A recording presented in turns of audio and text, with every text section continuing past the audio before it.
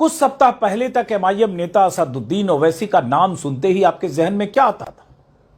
और पहलगाम हमले के बाद से जिस ओवैसी को आप देख और सुन रहे हैं, उनके बारे में सोचकर आपके जहन में क्या आता है? आदमी वही है, लेकिन क्या आपके नजरिए में भी कुछ बदलाव आया है? क्या आपको भी लगता है कि पहलगाम हमले के बाद से आज तक ओवैसी के जिस तरह से बयान आए हैं, वो उनकी पहले की छवि से अलग है? क्या आपने भी मेरी तरह ओवैसी के इस नए रूप को देखा है जिससे देश परिचित नहीं था? मशहूर शायर निदा फाजली साहब का एक पुराना शेर है, हर आदमी में होते हैं 10-20 आदमी, हर आदमी में होते हैं 10-20 आदमी, जिसको भी देखना हो कई बार देखना। मतलब ये कि आदमी के कई रूप होते हैं। कई बार किसी शख्स के लिए जो छवि आपके मन में होती है, वो छवि अचानक बदल सकती है। कई बार किसी नेता को लंबे अरसे से जिस रूप में हम या आप जानते हैं, अचानक कोई ऐसा रूप उसका सामने आ जाता है कि लोग हैरान रह जाते हैं।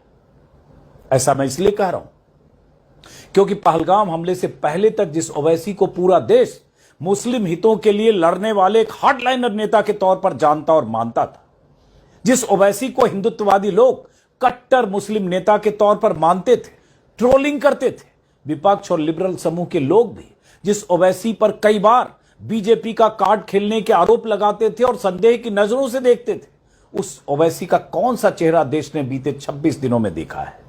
पहलगाम हमले के बाद आतंकवाद के खिलाफ, पाकिस्तान के नापाक मंसूबों के खिलाफ देश के एक मुखर आवाज बनकर उभरे हैं ओवैसी। पाकिस्तान ही नहीं, पाकिस्तान का साथ देने वाले टर्की जैसे मुल्क के खिलाफ भी एक बुलंद आवाज बनकर उभरे हैं ओवैसी। बीते 26 दिनों में ओवैसी का कद उनके उन विरोधियों की नजर में ऊंचा हुआ है जो उन्हें कई वजहों से नापसंद करते थे। वैसे अगर ऐसे फिजिकल कद की बात करें तो काफी अच्छे खासे लंबे हैं, 6 फीट से ज्यादा। सोशल मीडिया पर हजारों लोगों ने ओवैसी के बयानों पर तालियां बजाते हुए पोस्ट लिखी है। ओवैसी ने कई बार पाकिस्तान के खिलाफ इतने मारक बयान दिए हैं जितने विपक्ष के ज्यादातर नेताओं ने भी नहीं दिए। उनके भाषण सुनकर कई बार मेरे मुंह से बेसाख्ता निकला, वाह ओवैसी जी वाह।